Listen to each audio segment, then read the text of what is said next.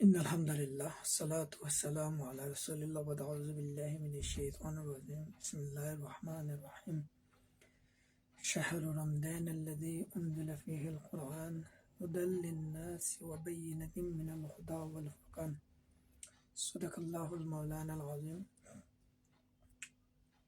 সম্মানিত প্রিয়জনরা আসসালামু আলাইকুম ওয়া রাহমাতুল্লাহি ওয়া বারাকাতুহু। আমার প্রিয়জনরা, আমরা কোরআনের পাক থেকে সূরা আল বাকারার 185 নং আয়াতের অংশ বিশেষ তেলাওয়াত করেছি।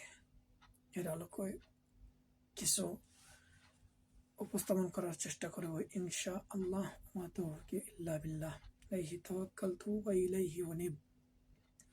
আমার প্রিয়জনরা, আমি এর পূর্বে একটি ভিডিও দিয়েছিলাম যে এই রমজান মাস হলো আমাদের শিক্ষা গ্রহণের মাস, তাকওয়া অর্জনের মাস। আল্লাহ সুবহানাহু ওয়া তাআলা সূরা আল বাকারার 183 নং আয়াতে ইরশাদ করেছেন, ইয়া আইয়ুহাল্লাযীনা আমানু কুতিবা আলাইকুমুস সিয়াম কামা কুতিবা আলাল্লাযীনা মিন ক্বাবলিকুম লাআল্লাকুম তাত্তাকুন। মূলত আল্লাহ সুবহানাহু ওয়া তাআলা এই মাসকে তাকওয়া অর্জনের মাস হিসেবে ঘোষণা দিয়েছেন, বা এই মাসটি হইল তাকওয়া নীতি গ্রহণের মাস, শিক্ষা গ্রহণের মাস। তো আমার প্রিয়জনরা, আমরা সংক্ষিপ্ত আকারে 11টা বিষয় আমরা আলোচনা করব, তুলে ধরার চেষ্টা করব যে এই মাস থেকে আমরা কি কি শিক্ষা গ্রহণ করতে পারি। সর্বপ্রথম আসি 1 নম্বরে, এই মাসটা হইল আল্লাহ সুবহানাহু ওয়া তাআলা ঘোষণা দিয়েছেন তাকওয়ার মাস, খোদাবিধি সৃষ্টির অর্জনের মাস। এই মাস থেকেই তাকওয়া তথা আল্লাহর ভয় শিক্ষা নেওয়ার বাকি 11টি মাস নিজেকে পরিচালনা করা, নিজের ফ্যামিলি, সমাজ যে যে স্তরে আছে এই পর্যন্ত পরিচালনা করা বা নিজেকে গঠন করা, নিজেকে উপস্থাপন করা তাকওয়ার নীতিতে, সেটাই এই রমজানের শিক্ষা বা রমজানের তাকে যে আল্লাহ সুবহানাহু ওয়া তাআলা ফায়দার কথা বলেছেন, লাভ কথা বলেছেন, তখনই আমি লাভবান হব যদি আমি এই তাকওয়ার নীতি অর্জন করতে পারি। এই তাকওয়া বিষয়ে বিস্তারিত আলোচনা করতে গেলে অনেক সময়, ধর আমরা শুধু পয়েন্টটা বলছি। এরপরে 2 নম্বর হলো আল্লাহর হুকুমের আনুগত্য পালনের শিক্ষা গ্রহণ দেয় এই মাসটি। কি দেয়? এই রমজান মাসে আল্লাহর হুকুমের আনুগত্য পালন করার শিক্ষা দান করে। দেখেন প্রিয়জনরা, এই যে মাস আসার সাথে সাথে যারা সারা বছর আমরা রোজা রাখি না, সারা বছর আল্লাহর হুকুম পালন করি না, সারা বছর আমরা আল্লাহর হুকুমের বিমুখ থাকি, কিন্তু এই মাসটা আসার 2-3-4 মাস পূর্বেতেই আমাদের অন্তরে অটোমেটিক এটা জাগ্রত হয়ে যে 4 মাস পরেই রমজান, আর 1 মাস পরেই রমজান, আর 15 দিন পরেই রমজান আসতেছে, আর 1 দিন পরেই আমরা আমাদের রোজা আসতেছে। এই যে একটা অনুপ্রেরণা আসে এবং মানে আল্লাহর আনুগত্য পালনের একটা প্রস্তুতি আসে, এটা মূলত শিক্ষা দেয় যে না, এই মাসের জন্য না, শুধু রমজান আসলেই আমরা আনুগত্যশীল হয়ে যাব, রমজান আসলেই শুধু আমরা আল্লাহর হুকুম পালন করব, তা নয়। বরং এই মাস থেকে শিক্ষা নিয়ে আমরা বাকি 11টি মাস যখন আল্লাহর হুকুম, আল্লাহর আনুগত্যের মধ্যে থাকবো, তখনই আল্লাহ সুবহানাহু ওয়া তাআলার ঘোষিত পুরস্কারে পুরস্কৃত আমরা হব ইনশাআল্লাহ। 3 নম্বর যেটা বলতে চাচ্ছি আমার প্রিয়জনরা, এই মাসটি আত্মিক শিক্ষা দান করার মাস, মানে চরিত্র গঠনের শিক্ষা দান করে এই রমজান মাস। হাযা শাহরুত তাকওয়া, এবং হাযা শাহরুত কি বলে এটারে, মানে আখলাক মানে চরিত্র গঠনের মাস। দেখেন আমরা এই গত ভিডিওতে যেটা বলছিলাম যে এক ভাই বলছে এটা রমজান মাসে দুষ্টুমি করা যাবে না, রমজান মাসে ফেক আইডি চালানো যাবে না, মানে এই যে চরিত্রটা আমার অটোমেটিক কি যে সৌন্দর্য হয়ে গেল। আমরা সবাই এখন ভালো লোক হয়ে গেছে, আমরা মিথ্যা কথা বলতেছি না, আমরা মারামারি করতেছি না, হানাহানি করতেছি না, কেন? এই মাসটা হইল মর্যাদা সম্পন্ন মাস, আল্লাহর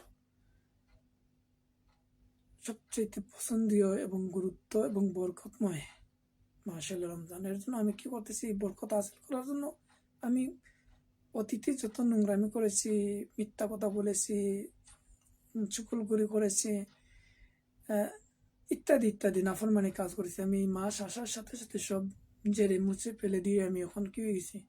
একজন চরিত্রবান ব্যক্তি হয়ে গেছি। মূলত আল্লাহ সুবহানাহু ওয়া তাআলা এই মাস থেকে এই চরিত্র গঠনের শিক্ষা নেই। বাকি 11টা মাস যদি আমি সেভাবে আমি কি উপস্থাপন করতে পারি, আমার জীবনকে পরিচালনা করতে পারি, তখনই আল্লাহ সুবহানাহু ওয়া তাআলা আমাদেরকে পুরস্কৃত করবেন। আমার প্রিয় জনরা, যে আয়াত দিয়েই শুরু করেছিলাম, সেখানে এই মাসটি হইল আশ-শাহরুল কোরআন, আশ-শাহরুত তালিম, আশ-শাহরুল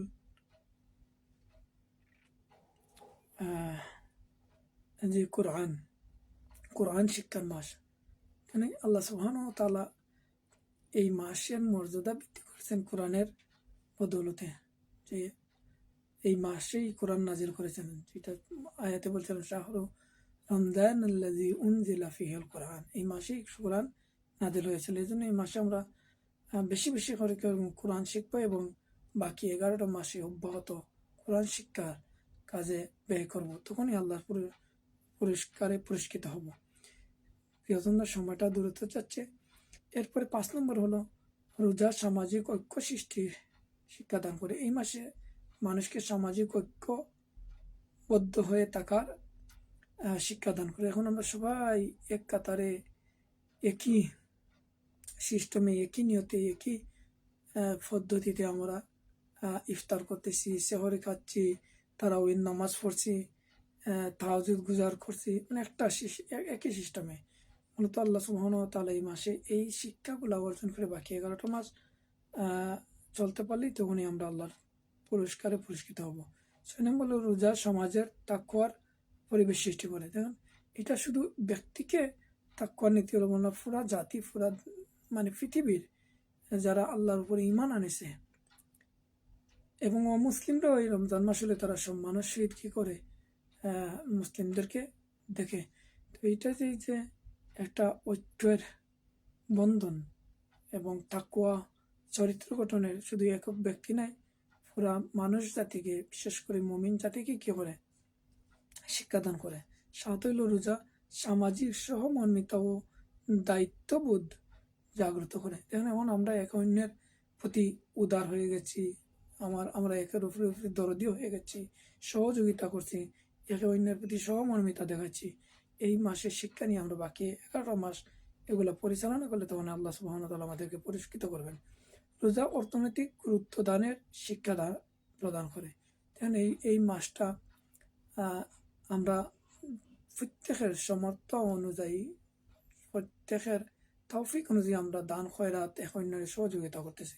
মূলত এটা বাকি এই যে রমজানের পরবর্তী 11টা মাসে যদি অব্যাহত থাকে, তখনই আমাদের এই রোজার যে বৈশিষ্ট্যগুলো, রোজার থেকে যে ফায়দা, আল্লাহর কাছে যে পুরস্কৃত করার ঘোষণা দিন, তখনই আমরা পাবো। 9 নম্বর হইল ধর্মীয় গুরুত্ব দানের শিক্ষা প্রদান করে এই মাস। এটা তো পূর্বেই বলেছি। 10 হইল রোজা আত্মসংযমের মহান শিক্ষা দেয়। এই মাসটা আমরা আত্মসংযমী শিক্ষা গ্রহণ করতেছি। মূলত এই মাসটি শিক্ষা নিয়ে বাকি 11টা মাস। 11 যেটা বলছিলাম, 11টা পয়েন্ট, যে রোজা একটি নীরব ইবাদত এর শিক্ষা দেয়। রোজা কি করে? নীরব শিক্ষা।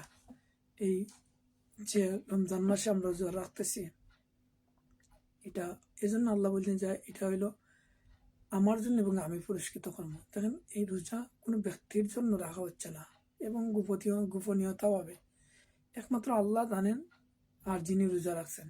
আর কেউ বলতে পারবেন সেই রোজাদার ব্যক্তি কতটুকু সে পরিপূর্ণ রোজাদার, আসলে কি সে খানাপিনা করছে বা খানাপিনা থেকে বিরত আছে কিনা, সেটা একমাত্র ব্যক্তি এবং এর জন্য গোপনীয় কাজের জন্য আমরা নফল ইবাদত বন্দেগী করতে গেলে বা দান খয়রাত করতে গেলে গোপনীয়তা রক্ষা করতে পারলেই তখন আল্লাহ পুরস্কৃত করবেন। যা বললাম আমি সহ আমাদের প্রত্যেককে আল্লাহ সুবহানাহু ওয়া তাআলা আমল করার তৌফিক দান করেন। আসসালামু আলাইকুম ওয়া রাহমাতুল্লাহ।